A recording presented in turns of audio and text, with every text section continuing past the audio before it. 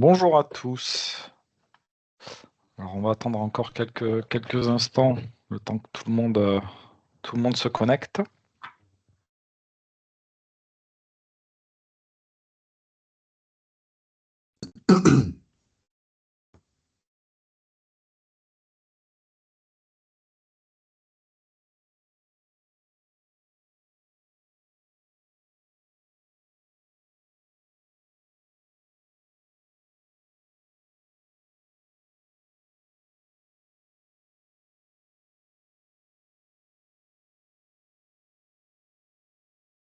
Allez, on laisse encore une minute et on va pouvoir commencer ce webinaire.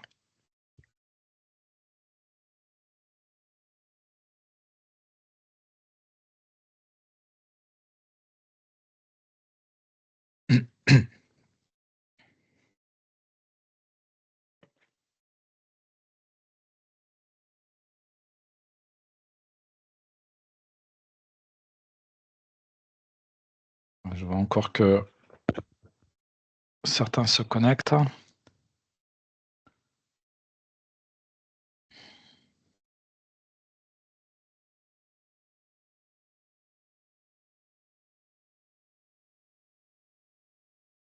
Allez, on va y aller. Donc, bonjour à tous et bienvenue sur ce nouveau webinaire. Aujourd'hui, donc, le thème va être le film de palettisation. Ce webinaire va être organisé donc par Metropack et par DevPack. Et on a voulu un format un petit peu différent des webinaires de d'habitude, où on se veut un petit peu plus collaboratif. L'idée était de pouvoir répondre à vos questions et pas de développer une présentation brute de décoffrage. Donc, on a récupéré l'ensemble de vos questions que vous nous avez posées en amont de ce webinaire et on va tenter donc d'y répondre. Alors, certaines nécessitent un temps de réponse assez conséquent, donc on y répondra en parallèle.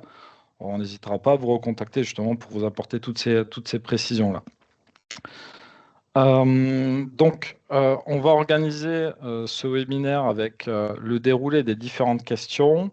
Et en fin de webinaire, donc si on a un petit peu de temps, on répondra aux questions que vous pourrez nous poser via le chat en direct pendant le webinaire.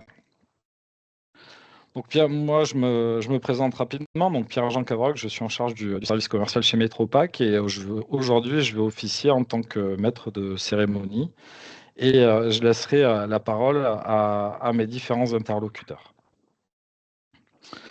Donc comme je vous l'ai expliqué, ce webinaire il est organisé par Metropack, donc un laboratoire d'essai spécialisé dans le packaging depuis plus de 20 ans. Et qui travaille depuis de nombreuses années sur la stabilité des charges palettisées et donc forcément sur les films de palettisation.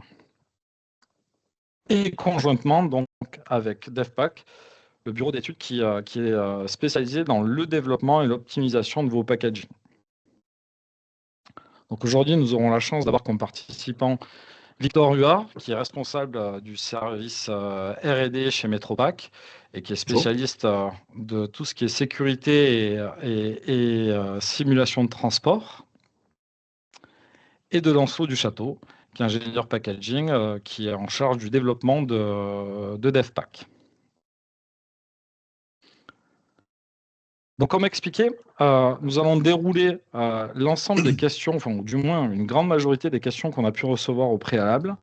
Et nos deux experts vont y répondre. Donc, n'hésitez pas au fur et à mesure à nous poser dans le chat les différentes questions que vous pourriez avoir, les différentes interrogations que vous pourriez avoir, de manière à ce qu'on puisse y répondre soit à la fin, soit ultérieurement à la fin de ce webinaire.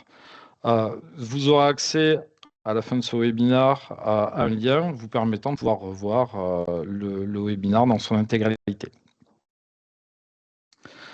Première question qu'on va aborder aujourd'hui, c'est quelles sont les exigences en fait sur le filmage des palettes par rapport à la PPWR. Et sur cette question, je vais me tourner directement vers Lancelot puisque c'est lui qui aura la majorité de ces réponses-là. Bonjour à tous, merci Pierre-Jean. Alors, je suis déjà très heureux d'être présent aujourd'hui avec vous pour intervenir sur ces différents sujets et sur ce sujet surtout, des filmages de palette et de la paillettisation qui est un gros sujet qui touche globalement tout le monde. Et bien sûr, bon, la grande question sur la PPWR, il y a beaucoup de choses à dire. Je vais éviter de trop m'étendre, mais essayer de me concentrer sur des points principaux. Même si on a eu des nouvelles assez récentes sur le sujet, et notamment par rapport au réemploi de tout ce qui est film et housse de palettisation. On va y revenir bien évidemment. Alors déjà, le premier point sur la partie film et sur la réglementation, bah, c'est des points un petit peu de bon sens, puisqu'on va être sur l'optimisation de ces films, la réduction. De toute façon, la PPWR, globalement, c'est basé sur les 3 R, hein, réduction, remploi et recyclage. Donc, on va être sur la réduction et l'optimisation des films de palettisation et l'augmentation des taux de réemploi au niveau de ces films-là, même si c'est un point qu'on verra plus tard, ça a des incidences évidentes sur les propriétés des films. Mais on va essentiellement être à ce niveau-là. Puisque depuis fin février, j'imagine que la majorité d'entre vous le sait, a vu l'information passer, on a une exemption qui a été faite pour la partie réemploi sur les films et housses de palettisation, qui ne rentrent donc plus dans les exigences de la PPWR, et sont donc normalement maintenues. Donc on devrait continuer de voir encore ces solutions-là, puisque trop complexes à intégrer dans ces scopes-là. Donc, on va essentiellement se baser sur la réduction du nombre, de la quantité et des poids de films utilisés, et leur recyclage. Donc, dans le cas des recyclages, on va par contre avoir des points un petit peu sensibles, notamment sur les films qui sont peu ou pas recyclables, puisque la PPWR exige que, à des horizons plus ou moins lointaines, on ait des filières de recyclage qui existent, notamment sur tout ce qui va être innovation, ou sur les films déjà existants, mais là, typiquement, dans le cadre des films occultants, donc tout ce qui va être film de confidentialité, par exemple, avec du noir de carbone dedans, on va être sur des sujets un petit peu problématiques. Donc voilà ce que je peux dire globalement sur ce sujet-là. Donc je ne sais pas si Victor a envie de réagir là-dessus, mais ce sont en tout cas les points essentiels à retenir pour là.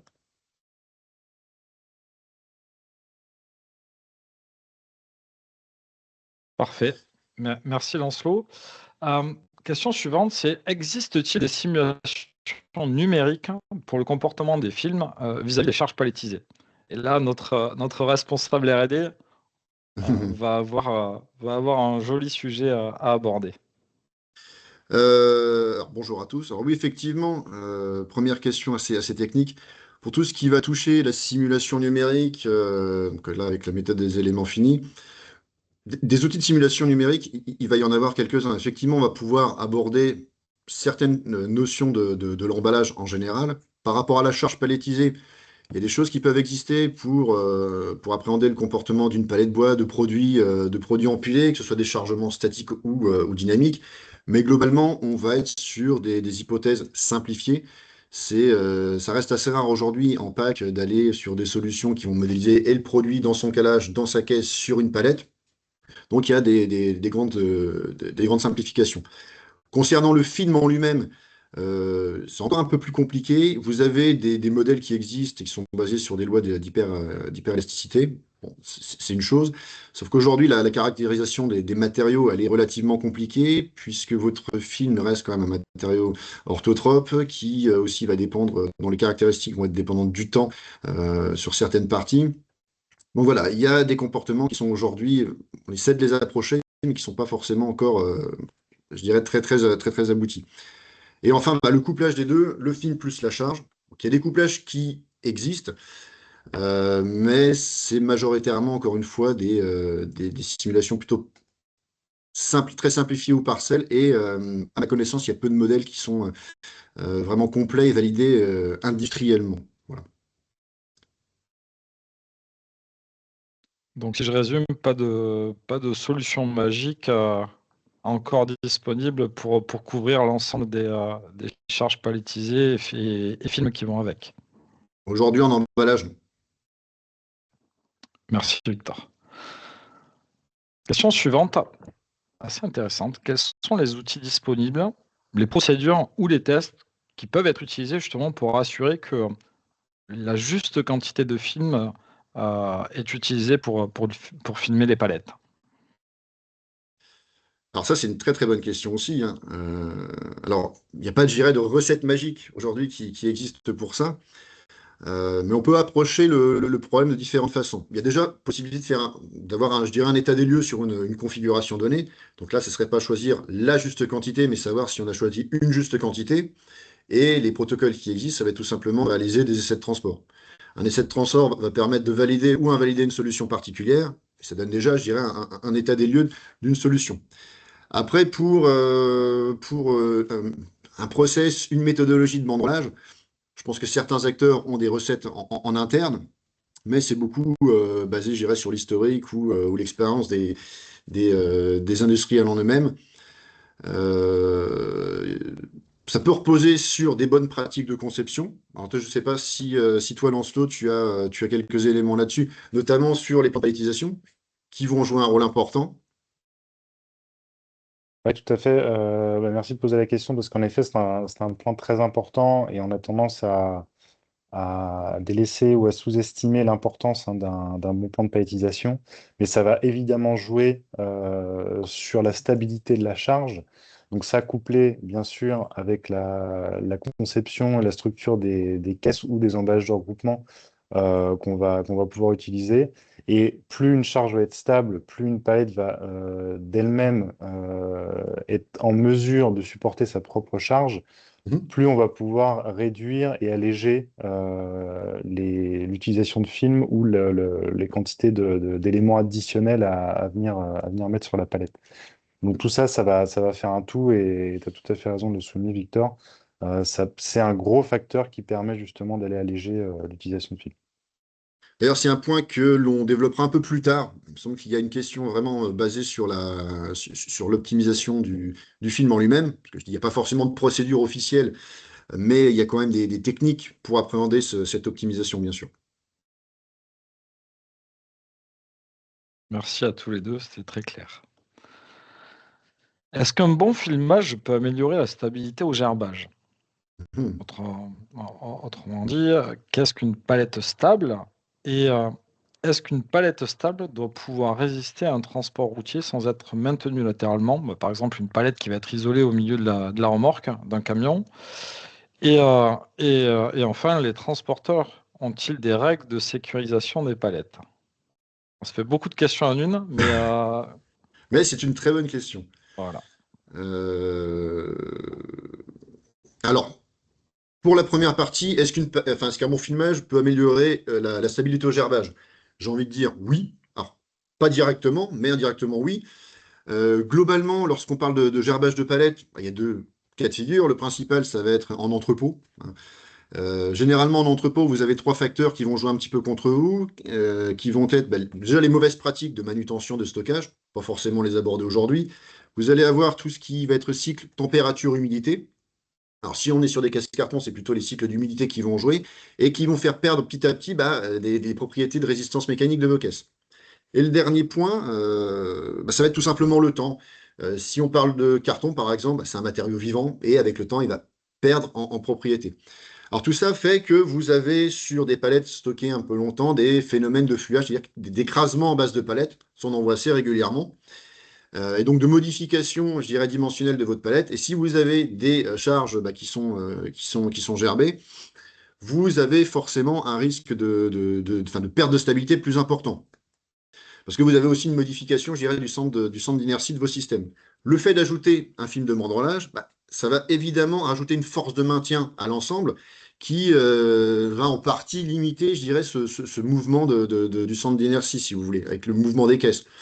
Donc, ça va aider, mais ça ne va pas forcément être la solution miracle. Voilà. Et bah, pour le transport, si on parle de système palletisé en transport, c'est un petit peu la même observation. C'est-à-dire que ben, le film va venir en quelque sorte contrer les mouvements de caisse et donc la perte en stabilité de l'ensemble. Donc voilà pour la stabilité au gerbage. Alors la deuxième question, j'essaie de m'en souvenir, c'était qu'est-ce qu'une palette stable? Pardon, oui. Alors ça, c'est une grande question aussi, hein. Je dirais, il y a plein de définitions. Moi, à mon sens, une palette stable, si on veut rester pratico-pratique, c'est une palette qui va partir de chez moi, qui va aller chez le client, tout en restant stable dans le sens où elle va être transportable, elle ne va pas chuter et elle va toujours rester manutentionnable en toute sécurité chez le client. Bon, il y a une définition. Je sais qu'il y a d'autres référentiels qui considèrent qu'une palette est stable si elle peut supporter des accélérations de valeurs données. Classiquement, on est sur du 0,5 et du 0,8G, sans déformation particulière, enfin avec une tolérance en termes de déformation. C'est une autre façon d'appréhender la stabilité de charge. Et la dernière question, là j'ai un petit trou de mémoire. Alors c'était... Tu peux le revoir. Les transporteurs ont-ils des règles de sécurisation des palettes? Alors les règles Oui, oui, effectivement. Vous avez quand même des bonnes pratiques au niveau des transporteurs, ça reste des professionnels de la route. Est-ce qu'une palette doit néanmoins pouvoir subir ces accélérations-là tout en étant au milieu du camion? Je veux dire, classiquement, ça arrive vraiment si vous avez des grands transporteurs, vous allez avoir quand même des guides de bonne pratique. Après, c'est des situations qu'on va retrouver généralement sur le transport de palettes en camionnette. J'ai déjà vu le cas où les palettes sont mises un petit peu comme le chauffeur le souhaite. Et là, vous avez la situation typique où votre palette est placée un petit peu au milieu du camion avec des risques de basculement. Mais sinon, dans la majorité des cas, effectivement, votre transporteur a quand même des règles d'arrimage de charge. Merci Victor. Alors je vois que certains lèvent la main dans la salle d'attente. N'hésitez pas à nous poser vos questions directement via le chat. C'est compliqué de faire intervenir tout le monde pour une question de temps, puisqu'on a quand même beaucoup de questions à aborder. Donc n'hésitez pas à mettre vos commentaires, à poser vos questions, et on les abordera ensuite. Est-ce qu'un bon filmage peut rattraper un plan de palettisation mal conçu? Alors, ça aussi, c'est une bonne question. Est-ce qu'un bon filmage peut rattraper un plan de palettisation mal conçu? Alors, j'ai mis une petite illustration qui coule de deux sens, finalement. C'est un peu aussi ce qu'évoquait Lancelot tout à l'heure. Avoir un bon plan de palettisation, ça va être une valeur intrinsèque à la stabilité globale de la charge. On sait même, enfin, par exemple, quand un plan de palettisation croisé ou colonnaire, on va déjà avoir des différences en termes de stabilité.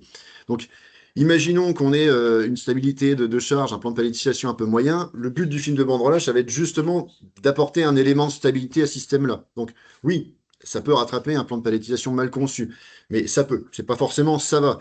Bon, je grossis un peu le trait, mais si on imagine une palette avec en son centre une colonne de colis de 3 mètres, bon, déjà, en termes de transport, ça risque d'être compliqué, mais en termes de stabilité, peu importe le plan de banderolage que vous aurez, ça n'arrivera pas à compenser le plan de palettisation défectueux. Donc si je résume, il faut quand même continuer à travailler sur l'optimisation des plans de palettisation. Oui, tout à fait, c'est pas la réponse absolue. Ça peut aider, mais ça va pas forcément combler le problème du plan de palettisation.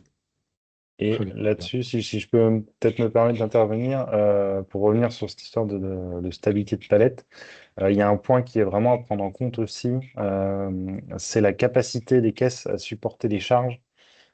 Et ça, bon, je leur dis parce que on voit encore beaucoup d'erreurs qui sont faites à ce niveau-là et on intervient souvent sur ces problématiques-là.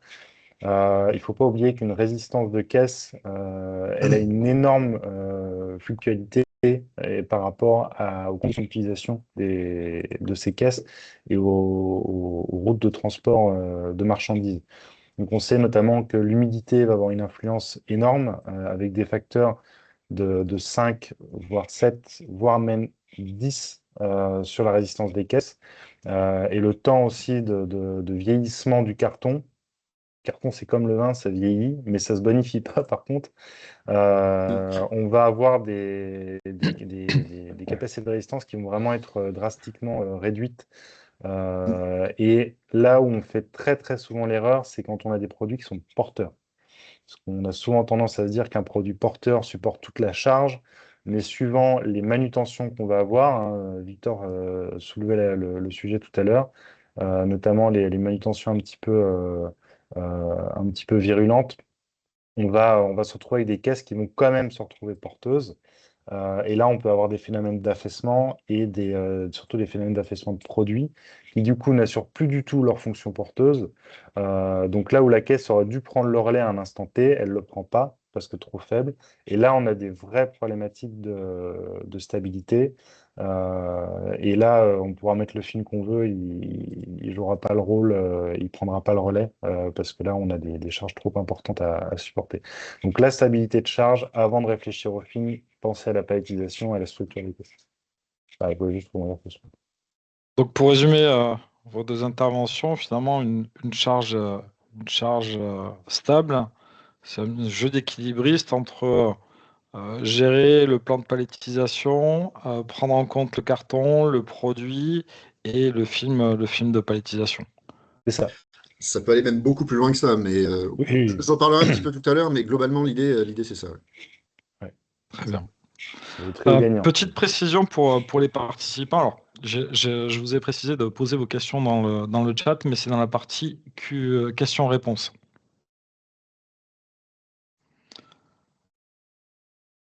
Ensuite, contrôlez-vous les caractéristiques de pourcentage de déformation, donc contrainte et allongement max du film, préconisés par les fournisseurs.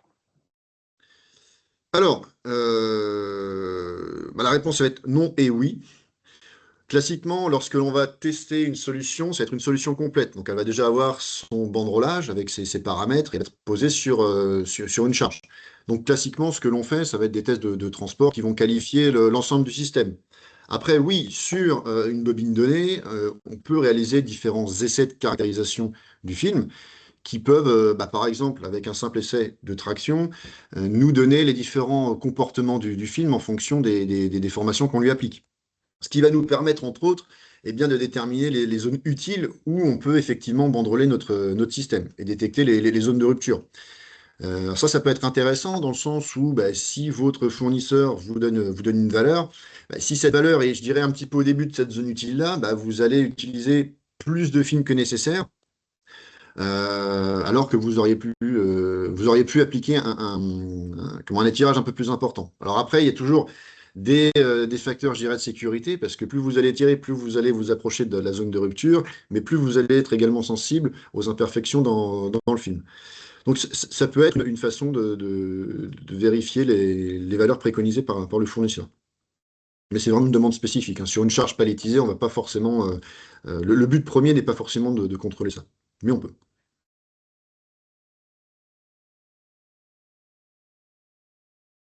Que préconisez-vous pour optimiser le filmage? Alors là, c'est la grande question. Je pense qu'il y a beaucoup de méthodes qui peuvent être envisagées. Pour ma part, et c'est un petit peu ce qu'on évoquait tout à l'heure, le point de départ de l'optimisation du banderolage, c'est de partir à la charge en elle-même. Parce que la charge, elle va avoir une résistance naturelle. Par exemple, si on prend une palette US haute de 50 cm, forcément, elle sera beaucoup plus stable naturellement qu'une demi-palette euro qui fait 2,50 m de haut. Il y en a une qui va basculer plus simplement. Donc ça va être aussi une résistance naturelle, une stabilité naturelle de la charge. Ce qu'il ne va pas falloir négliger, c'est également les éléments qui constituent cette charge-là, si on veut aller un peu plus loin. Par exemple, sur le plan de palettisation lui-même, est-ce qu'on est voilà, sur des plans de palettisation colonnaires, croisés, les interfaces entre couches, alors ça c'est un point très important aussi, hein. Si vous avez des caisses avec un gros coefficient de frottement les unes entre les autres, ça va être plus difficile d'avoir du décalement de couches. Alors que si vous avez aux interfaces, si on vous propose des intercalaires, j'allais dire en téflon, ça serait quand même quelque chose, mais là on imagine bien que les caisses vont avoir beaucoup plus de facilité à se déplacer. Donc la détermination des interactions entre les différentes couches, elle est également importante pour pouvoir dimensionner ensuite le film. Et le troisième point, ça va être évidemment l'environnement de transport. Parce que je le dis souvent, sur le développement packaging, c'est on veut protéger un produit, oui, mais la question c'est de quoi on a besoin de le protéger. Et là, c'est un petit peu la même chose avec notre banderolage, c'est on veut stabiliser notre produit, notre charge, oui, mais par rapport à quoi? Donc, ce qu'il va falloir faire, c'est de se dire quelles sont mes contraintes de référence à laquelle je veux protéger mon produit. Est-ce que ma palette va être susceptible de passer sur un circuit où j'aurai un chauffeur un peu pressé qui va rouler à 200 km/h dans le rond-point, ou quelqu'un de prudent qui va rouler au pas en ayant commencé à freiner 2 km avant? Forcément, ce ne sera pas les mêmes contraintes. Dans le premier cas, dans le premier cas, la palette, elle sera satellisée, et je pense que le camion aussi, mais on s'imagine que ça va être des contraintes beaucoup plus importantes que dans le second. Donc ça va être un point très très important. Quelle est ma référence en termes de contraintes? Alors, on peut les déterminer de plusieurs façons. Ça peut être soit à partir d'enregistrements réels, c'est un peu la Rolls-Royce du choix de la référence, on a les vraies mesures du circuit. Ça peut se baser sur de l'estimation. On peut estimer les contraintes qu'on a, hein. C'est ce qu'on peut en partie réaliser en interne. On a des ronds-points qui ont telle dimension, on sait qu'il y a des limitations de vitesse, on peut calculer certaines choses. Et puis enfin, il y a toute la partie de normalisation en fait, de test. Alors en test, c'est des contraintes qui sont généralement un peu plus sévères dans le sens où il y a de la réduction de temps de test, mais ça peut être également une très bonne référence en termes de contraintes pour définir ses besoins en bandrolage. Alors une fois qu'on a tout ça, eh bien, on va avoir d'un côté ce que j'appelle les forces naturelles de résistance de la palette, en fait, ce qui va dans son sens pour assurer sa stabilité, naturellement. Et de l'autre côté, les forces qui vont être liées aux contraintes que vont subir la palette. Et donc la différence des deux, ça va nous donner finalement ce besoin en termes de maintien. Alors, si cette différence, je dirais, est positive, c'est-à-dire que votre palette a plus de résistance naturelle que de besoin, que ce que les contraintes vont impliquer, donc il n'y aurait pas besoin de film. Si tel est le cas, je dirais revérifier peut-être la contrainte de référence que vous avez choisie, parce qu'évidemment, si c'est de mettre, je dirais, une pichenette sur la palette, il n'y aura peut-être pas besoin de film, mais je ne suis pas convaincu que ce soit la bonne contrainte de référence. Et inversement, si cette différence est négative, là, ça veut dire qu'on a un déficit en termes de force de maintien, et c'est là où on va devoir justement choisir notre film et ses paramètres pour combler ce déficit en termes de maintien. Alors pour ça, c'est là où on va commencer à étudier le film en question pour choisir ces bons paramètres-là. Comme tout à l'heure, il y a beaucoup de choses qui permettent d'obtenir les caractéristiques du film, mais si on parle simplement je dirais de pourcentage d'étirage, on peut passer sur, par exemple, les tests de traction qui vont encore une fois nous donner des zones qui vont décrire différents comportements de l'emballage. On va avoir des zones qui vont traduire des mises en tension où on va avoir des déformations plutôt élastiques, des zones où, alors en vulgarisant, notre petite chaîne de polymères sont un peu en pelote, on va venir les étirer, les détendre. Bon, là, on va être plus sur des notions de pré-tirage, des zones utiles vraiment d'application sur la palette et des zones où on commence à risquer d'avoir des ruptures. Donc une fois qu'on a déterminé tout ça, avec effectivement des courbes de contraintes d'information, on va pouvoir en quelque sorte ramener ça à notre lèse de palette, à notre lèse de film, et de déterminer une force, je dirais, de confinement liée à un tour de film, si on veut.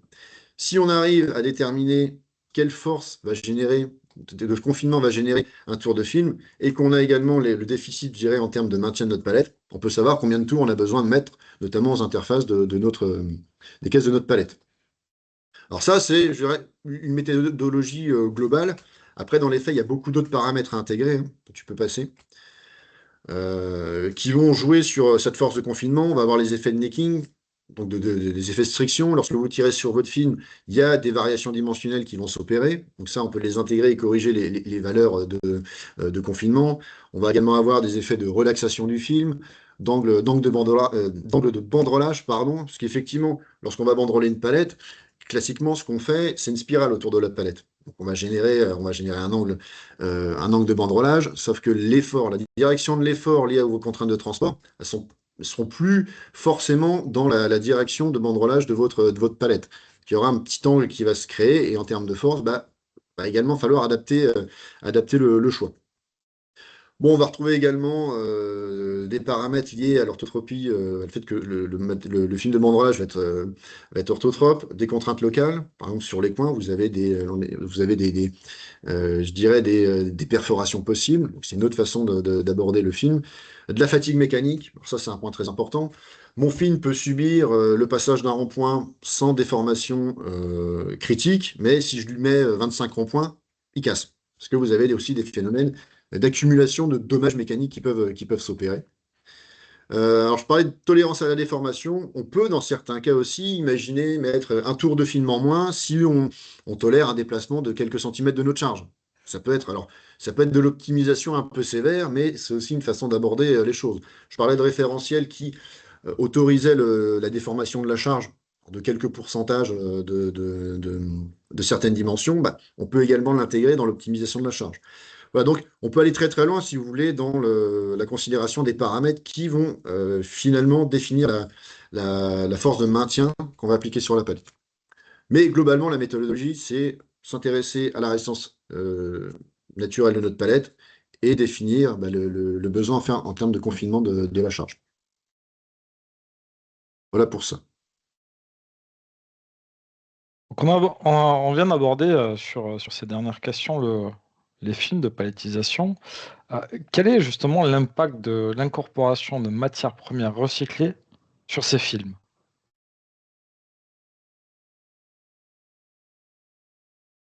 C'est une très bonne question parce que bah, elle rejoint tout simplement la toute première question sur la PPWR et sur les exigences, même sur d'autres réglementations, notamment AGEC, etc., et l'utilisation du plastique recyclé.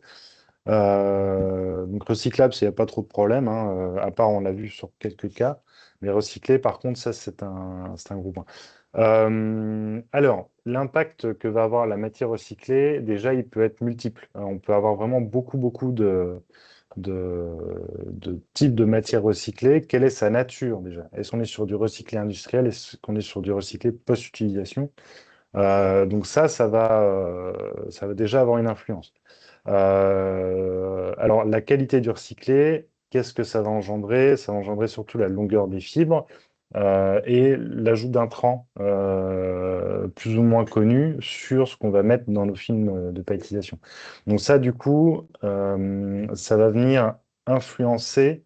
Donc là, c'est le troisième point de la slide ici, une diminution de la résistance du film, ce qui va entraîner une augmentation nécessaire des épaisseurs, parce que pour compenser cette diminution de la résistance, on va en général augmenter les épaisseurs de film pour avoir plus de matière à étirer et pour avoir plus de matière dans l'équation de résistance à l'attraction et au déchirement. Euh, mais par contre, ça va systématiquement, presque systématiquement, induire une diminution des taux d'étirage. Donc là, on a des films généralement qui ont des taux d'étirage situés entre 50 et 400%. C'est souvent les paramètres, enfin les plages de paramètres qu'on va trouver sur les bandes rouleuses. Là, on va plutôt aller retrouver des potentiels d'étirage autour des 200%. On arrive à 300%, mais sur des faibles taux de recyclé. En tout cas, quand on va atteindre des taux notamment de 50% de recyclé, ce qui est beaucoup sur la compétition à l'heure actuelle, on va vraiment être limité à maximum 200% de tirage. Donc, des films plus épais et qu'on les tire moins, donc ça veut dire beaucoup plus d'utilisation de matière. Et faut-il encore trouver ce recyclé? Parce qu'on sait que le marché est parfois tendu, c'est très fluctuant. On n'a pas forcément du recyclé, en tout cas pas de bonne qualité. Donc il faut pouvoir l'utiliser. Donc déjà de base, bah, ça va être des cours qui vont monter. Donc, parfois le recyclé peut atteindre des niveaux plus élevés que le neuf. Et en plus, on utilise plus de matière. Donc l'impact écologique, lui, il va être, l'impact économique, pardon, lui, il va être assez important. Donc voilà ce qu'on peut dire sur l'impact de l'incorporation du recyclé. Donc concrètement, on peut avoir des choses intéressantes, mais c'est ici plus de matière, donc potentiellement des coûts plus élevés. Et d'un point de vue écologique, est-ce qu'on s'y retrouve vraiment? Il faut faire les calculs. Et après, bah, il faut voir aussi la qualité, puisque bah, suivant le recyclé qu'on va mettre dedans, le film il va être d'une qualité, de niveau de qualité qui peuvent être très variés. Donc là, clairement, ce qu'on recommande, c'est de faire des tests et des qualifications en fait, de ces films-là et de faire du comparatif entre le neuf et le recyclé. Si vraiment le choix est de passer au recyclé ou d'inclure beaucoup plus de recyclé dans nos films, bah, faisons une étude comparative et étudions ce qu'il est possible de faire sur base de ce que Victor a pu dire préalablement pour justement consolider ces filmages de palettes pour garantir l'utilisation de ce recyclé, que ce soit pour communiquer auprès des clients, soit pour répondre à une réglementation, etc. etc. Hmm. Je Oui, sais tout pas, à fait. Victor, si tu voulais rajouter quelque chose par rapport à ça. Si, c'est ça, je suis tout à fait d'accord, hein. Finalement, cette partie-là va ajouter un peu ouais, un peu d'inconnu, je dirais, dans ces films-là, et le test permet en partie de lever cet inconnu-là. Mm, tout à fait. Et du coup, si je rebondis sur ce que tu dis, Lancelot, ça veut dire aussi que ça va nécessiter peut-être plus de complexité pour un industriel de suivre le comportement de la stabilité de ses palettes en fonction des différents lots qu'il pourrait avoir de films. Puisque qui dit Ouais. différents lots dit potentiellement matière recyclée avec propriétés différentes. Alors là-dessus, tout à fait, c'est un très bon point que tu soulèves, Pierre-Jean. Il faut s'assurer d'avoir une continuité dans la qualité du film que reçoit le logisticien, puisque, en effet, la nature du recyclé qu'on va venir utiliser va avoir une influence directe sur la résistance du film. Et si on fait des qualifications justement pour choisir le bon film, il faut s'assurer qu'on ait toujours ce même film.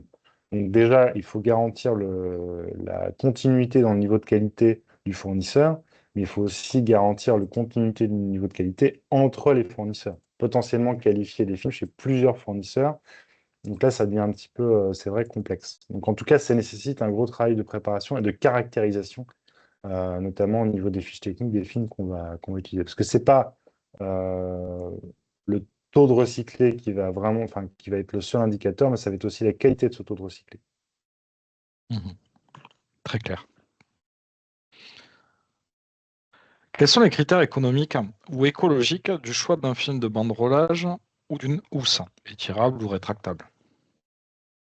Et bon, on en a parlé un petit peu dans la question précédente, hein, donc on a cette, cet impact notamment au niveau du recyclé sur l'aspect économique direct, puisque on va utiliser beaucoup plus de matière et les cours du plastique recyclé peuvent être assez fluctuants et imposer des prix parfois supérieurs à celui du neuf. Mais en tout cas, la quantité de matière, elle, dans tous les cas, sera supérieure. Donc, c'est le premier point qu'on soulève ici, c'est vraiment cette quantité de matière. Donc, on va, euh, on va avoir le coût d'un côté et l'impact environnemental de l'autre, puisque qui dit augmentation de matière dit bon, augmentation de poids. Bon, sur une palette complète, le film plastique a un impact assez réduit si on se concentre sur le poids. Par contre, il faut retraiter cette matière. Donc, dans le cadre du processus de recyclage, on va avoir plus de matière à recycler, plus de matière à retraiter. Et si ça ne passe pas dans le processus de recyclage, là, par contre, évidemment, c'est un polluant, ça reste du plastique. Donc, soit on l'incinère, soit il va être enfoui, soit il va s'évanouir dans la nature avec les microplastiques, etc. Tout ce qu'on peut entendre à ce sujet-là. Donc, la quantité de matière utilisée, ça va être le premier point. Ensuite, il faut qu'on ait des solutions qui soient adaptées aux produits. Donc ça, il ne faut pas oublier que ça revient évidemment à retracer un petit peu tout ce qu'on a pu dire depuis le début de ce webinaire, mais il ne faut pas oublier que l'essentiel pour un film de palettisation, c'est de protéger le contenu de la palette. Donc, on revient sur les fonctions principales d'un emballage. Il ne faut pas les oublier sous prétexte écologique, parce qu'une palette effondrée, des retours consommateurs, des relivraisons, des reproductions, c'est aussi très polluant. Donc, utiliser le bon film, c'est ça l'essentiel. Donc, c'est d'aller choisir les bonnes caractéristiques, d'aller choisir les bonnes références de film, les bonnes épaisseurs, le bon nombre de tours, etc., pour répondre aux besoins de sa palette. Donc, il faut déjà assurer ça avant de s'intéresser vraiment à réduire ces coûts-là, puisque les coûts de non-qualité, on sait qu'ils peuvent être beaucoup plus élevés que les coûts d'investissement initiaux. Donc ça, c'est pour répondre, enfin, c'est pour soulever ce deuxième point. Donc vraiment utiliser une solution qui soit adaptée aux besoins du produit. Et enfin, c'est la terminologie qui lead un petit peu tout ce qu'on fait, nous, chez DevPack, c'est le juste emballage. Donc, c'est-à-dire choisir le bon film pour le bon besoin. Pas en mettre trop, pas en mettre trop peu. Donc, ça rejoint les deux premiers points, évidemment, mais c'est vraiment cette notion de juste emballage qu'il faut garder en tête, d'aller choisir la bonne solution. Pareil, hein, est-ce qu'on décide de partir sur un, un film étirable ou sur une housse rétractable, en fait, elles n'ont tout simplement pas les mêmes utilisations. Donc, ça va dépendre du produit. Il y a des films, il y a des produits qui nécessitent un film ou qui sont plus adaptés à l'utilisation d'un film, d'autres produits où on n'a pas trop le choix, il faut qu'on passe sur une housse rétractable. Ouais, j'espère que j'ai répondu à la question, mais en tout cas, c'est les points vraiment qu'on peut soulever sur ce sujet économique et écologique. Merci Lancelot. La résistance du film se mesure-t-elle uniquement par son épaisseur? Bon, on a un petit peu abordé ça, mais je vous laisse répondre à ça. Alors, la résistance d'un film, ça serait facile juste de dire non. Pour aller un petit peu plus loin, on a vu que la force de confinement, par exemple, du film, elle pouvait être liée à des paramètres de contraintes liés au matériau en lui-même. Donc ça veut dire que rien qu'avec cette, enfin, et à la section du produit, pardon, de notre échantillon. Donc ça veut dire que même si les paramètres de contrainte étaient différents pour un matériau différent, même en gardant la même épaisseur, on pourrait avoir déjà une résistance différente. Au-delà de ça, sur la section, vous allez avoir des paramètres liés à la largeur et l'épaisseur de votre échantillon. Donc, on va pouvoir ramener à une taille de lèse, c'est-à-dire que si vous avez deux lèses différentes, finalement, votre film n'a pas la même force de confinement. Et vous allez avoir différents effets. Donc, je l'avais un petit peu évoqué tout à l'heure, tout ce qui était effet de striction, donc de variation dimensionnelle de votre film en application, en travail. Ce qui fait que se baser uniquement sur l'épaisseur de votre film, bah, c'est un petit peu risqué. Parce que l'épaisseur, c'est un des éléments qui va traduire la résistance de votre film. Et encore, cette épaisseur bah, peut évoluer. Voilà. Pour éviter juste de dire non. Dans la résistance du film, c'est vraiment quelque chose de multifactoriel. Comment être certain que les caractéristiques du film soient bien adaptées à la bande rolleuse et donc à la palettisation? Alors, c'est une bonne question. Elle est facile et compliquée à la fois. Il va y avoir beaucoup de paramètres du film finalement qui peuvent être déterminés enfin, par qualification du film, et s'assurer qu'ils passent tous dans la machine, ça peut être compliqué. La première chose à faire, finalement, c'est de se référer aux données techniques de la machine de banderonnage. Elle va vous donner, normalement, le fournisseur peut vous donner des paramètres des tirages max, de pré-tirage max. Et donc, rien qu'avec ces informations-là, bah, vous pouvez savoir, en consultant les préconisations de votre fournisseur de film, cette fois-ci, si ça rentre dans ce que votre machine peut mettre en place. Donc ça, c'est déjà un premier point. Le deuxième, bah, ça serait peut-être également enfin, de solliciter le fabricant de film en lui-même pour savoir si les films qu'il fait sont oui ou non implémentables dans les machines de branlage que vous avez. En gros, ça serait peut-être consulter vos fournisseurs pour savoir si tout est OK. C'est là-dessus un peu plus facile, je dirais. Mais globalement, alors je ne veux pas m'avancer non plus, mais je pense que sur tous les fabricants de machines de banderolage vont quand même avoir certains standards pour pouvoir, je dirais, accepter des films de banderolage qui eux aussi auront certains standards. Je veux dire, aujourd'hui, si vous avez un film de banderolage qui aurait je sais pas moi, des taux d'étirage de 2000%, alors je grossis le trait énormément, hein, on sait que il n'y a pas de machines aujourd'hui qui vont implémenter ce genre de choses.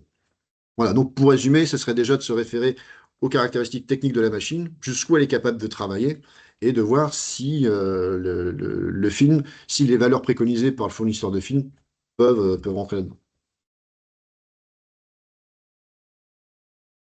Merci Victor.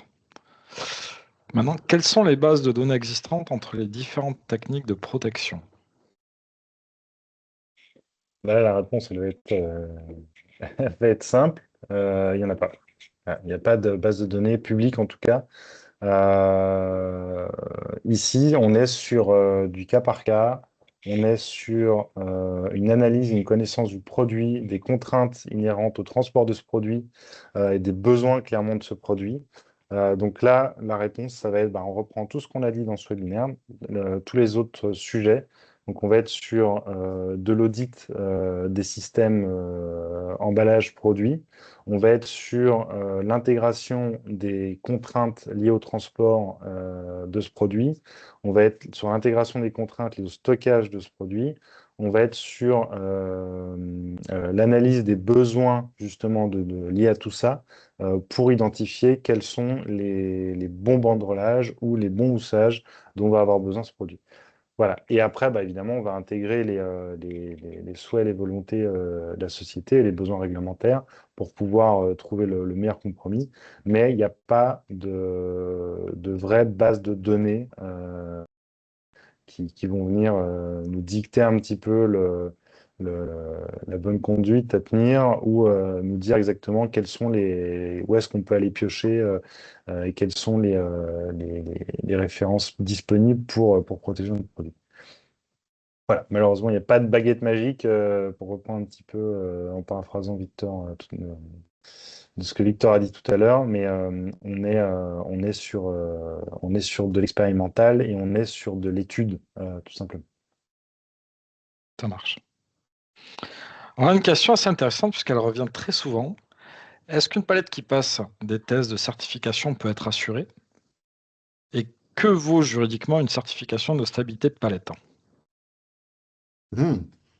Alors ça peut être une question longuement débattue. Globalement, nous, chez Metropack, c'est pas une certification qu'on va vous donner, c'est plutôt un état des lieux. Vous allez avoir un rapport qui va stipuler si une charge est stable ou non par rapport à une contrainte donnée. Donc c'est vraiment un état des lieux sur le système que vous testez. Après, en termes d'assurance, est-ce qu'on parle d'assurance vraiment administrative? Finalement, une assurance, elle va assurer, je dirais, le risque plutôt que le produit. C'est sûr que si vous avez un système qui a passé les tests de stabilité, ça peut être plus simple qu'un système qui ne l'a pas fait. Mais voilà, globalement, nous, on ne pourra pas garantir, je dirais, certifier que 100% d'un chargement qui aurait passé ces essais-là ne va pas tomber. Derrière, il y a toute une partie statistique qu'il faudra implémenter. Mais bon, globalement, si on peut donner une tendance, en tout cas un état des lieux sur le produit qui est testé. Après, voilà, juridiquement parlant, en cas de litige, effectivement, ça reste quelque chose qui a du poids. Vous avez quand même prouvé que le système est normalement stable. Mais c'est pas une solution, enfin, c'est pas une situation simple du fait qu'il y a des litiges avec le transporteur qui lui-même est quand même responsable en partie de son chargement et qui a des choses à respecter. Donc c'est une question qui mérite un long développement, à mon sens.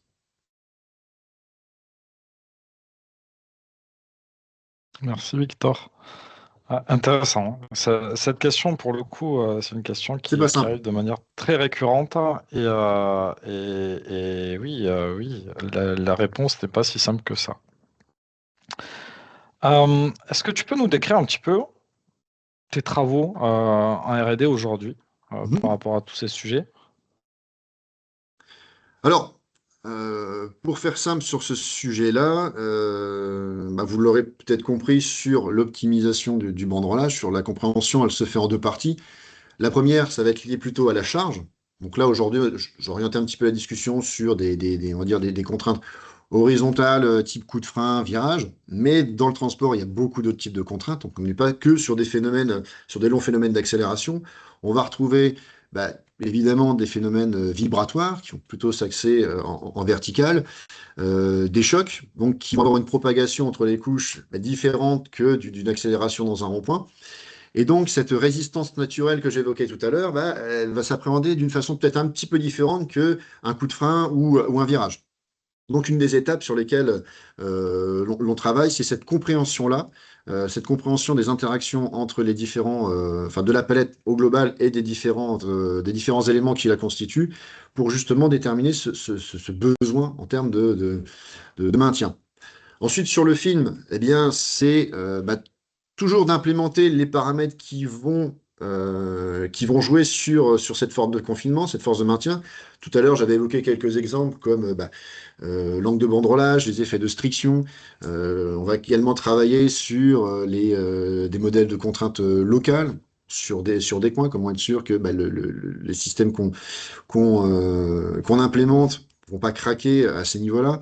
Des interactions entre couches de film, qui n'auront pas forcément le même angle, qui vont implémenter les effets de friction entre elles. Il y a beaucoup de choses à étudier de ce côté-là. Enfin, on va également avoir bah, tout ce qui est étude de déchaussement, parce que parfois le film résiste, mais on a un déchaussement de la palette et c'est toute la structure qui va tomber. Ou encore, et ça c'est un point très intéressant à mon sens également, tout ce qui est fait de fatigue mécanique et de relaxation du film. C'est-à-dire qu'on peut avoir quelque chose qui fit bien en termes de compensation de ce déficit de maintien de la palette, mais justement avec l'accumulation des contraintes, on a quelque chose qui va vieillir mécaniquement et craquer avant l'arrivée du produit. Voilà. Après, il y a aussi une grosse question, c'est jusqu'où on va dans l'implémentation de ces détails, de ces paramètres-là. Est-ce que, je dirais, 20% des paramètres environnementaux permettent de faire 80% de l'optimisation? C'est aussi une question. Parce qu'on peut en monter jusqu'au niveau, je dirais, presque atomique pour optimiser le banderolage, mais ça peut générer des coûts exponentiels, ça vaut pas forcément le coût si on met un petit coefficient de sécurité. Donc il y a aussi une grosse question de se dire, c'est jusqu'où on va en termes d'optimisation. Qu'est-ce qui est vraiment important à prendre en compte? Voilà pour ce petit panel, j'essaie d'aller vite parce que je vois qu'on est, euh, on est un petit peu en retard. Non, on est plutôt bien dans le timing. Pas C'est vrai? d'inquiétude. Pas d'inquiétude. Merci pour ces infos. Alors, on arrive au terme des questions qui nous ont été posées en amont du webinaire. On va pouvoir passer maintenant aux réponses à vos questions pendant ce webinaire. Alors, je vais prendre au fur et à mesure, hein. Il est évident qu'on répondra à toutes vos questions ultérieurement si on n'a pas le temps de toutes les aborder. Ça dépendra de, de l'ampleur de la réponse nécessaire. Alors, première question qu'on a reçue, c'est quelles sont les différences entre un banderolage feuille papier ou film plastique? Alors là, je me tourne vers vous deux. Je vous laisse prendre la parole en fonction de celui qui est le plus à l'aise. Bon, je veux Ouais. bien me lancer. Ok, ouais. Je laisserai Victor si tu veux rajouter des choses. Mhm. Alors, c'est une très très bonne question parce que c'est vrai que c'est un gros sujet dont on a beaucoup entendu parler, un petit peu moins, ça revient. Alors, le banderolage papier, déjà, c'est quelque chose qui est assez peu répandu, donc on a quand même très très peu de recul hein, sur le sujet dans l'utilisation réelle. Par contre, il y a deux points principaux sur le papier. Le premier, c'est la rigidité du papier. Donc, on va avoir un support qui est beaucoup moins élastique et qui va donc entraîner des forces de maintien qui vont être différentes par rapport au film de banderolage classique et qui s'adaptent assez peu en fait au dimensionnel des palettes et notamment l'occupation de surface des palettes. Donc, ça, c'est un des points importants de ce support. Donc après, il y a toute la mécanisation, l'automatisation de ce banderolage papier qui incite, enfin, qui nécessite des choses qui sont, enfin, un outillage qui est complètement différent du banderolage plastique, hein, puisqu'on va venir coller des feuilles de papier entre elles, là où le plastique, on a juste étiré et c'est la force élastique du plastique qui vient jouer le rôle de maintien entre les couches.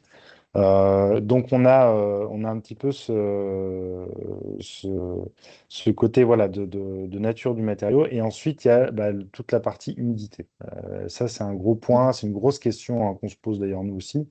Bah, en fait, on est sur du papier, donc on a une sensibilité haute à l'humidité, à moins que on vienne y ajouter un pelliculage plastique. Donc là, la question se pose, est-ce que c'est vraiment utile de passer sur du papier?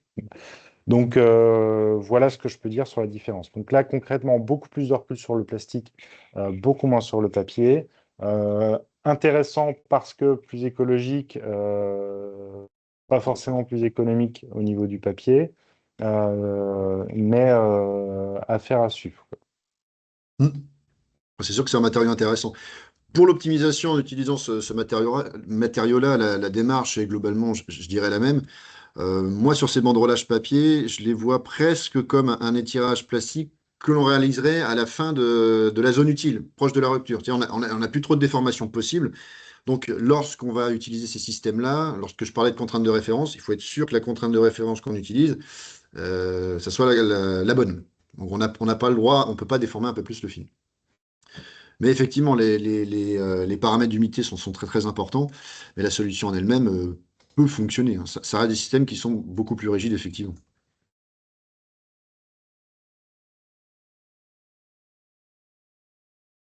Merci à tous. Les paramètres de dépose d'un film doivent-ils être modifiés lorsque l'on passe d'un film étirable à pré-étiré?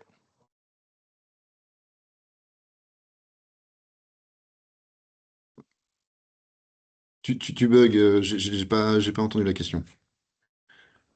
Alors, je repose. Les paramètres de dépose d'un film doivent-ils être modifiés lorsque l'on passe d'un film étirable à pré-étiré?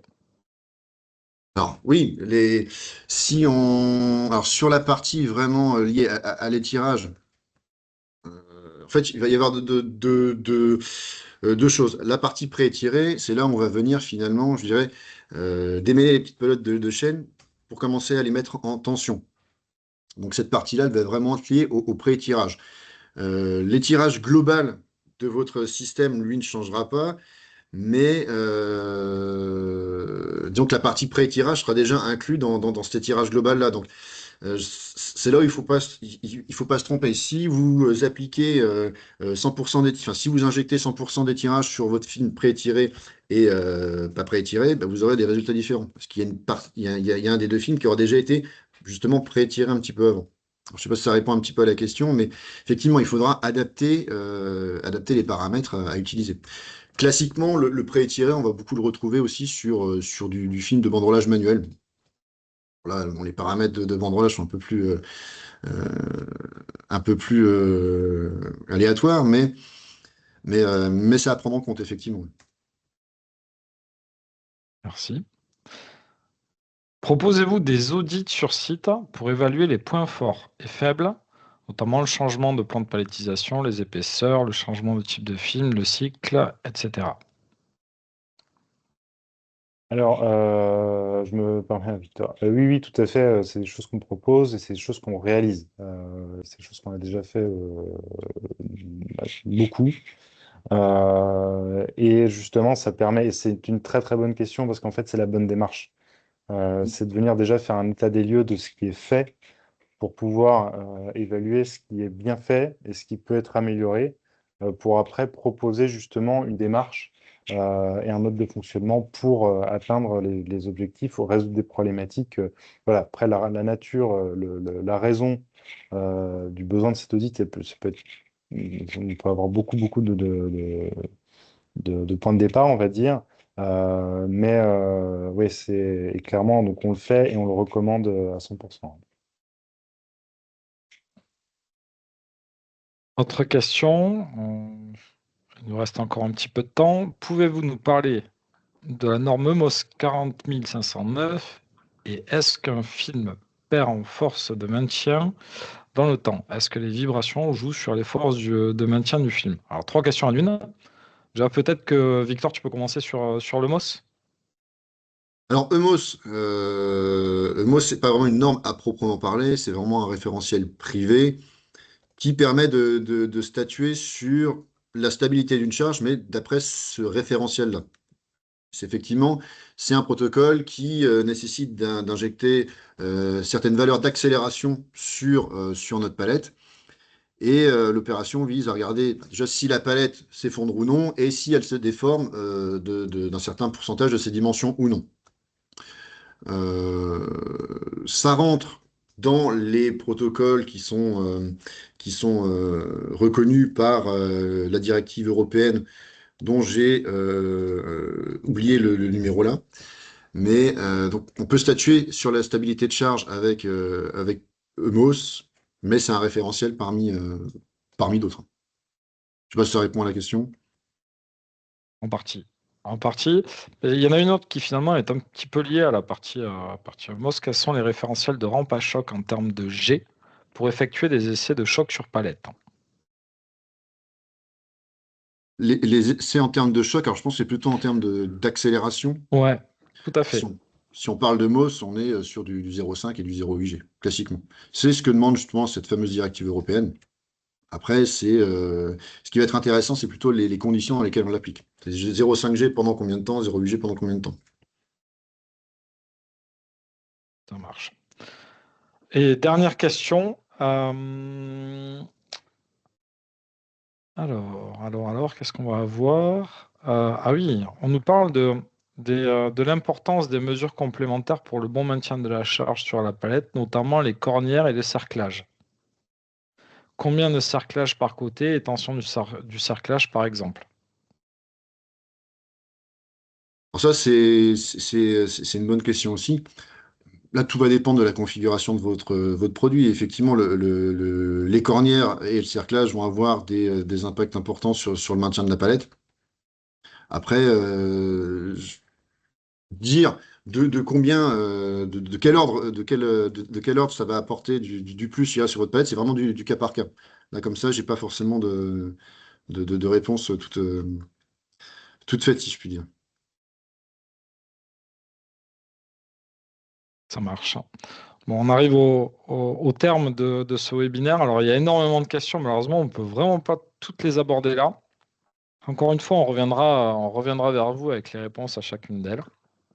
Comme je voulais préciser au début de ce webinaire, vous aurez accès donc au replay. Vous allez recevoir dans les prochains jours un mail avec votre lien de connexion. En tout cas, on vous remercie tous les trois. On vous remercie de votre participation. On espère qu'on va avoir répondu à toutes vos attentes, même si elles étaient nombreuses.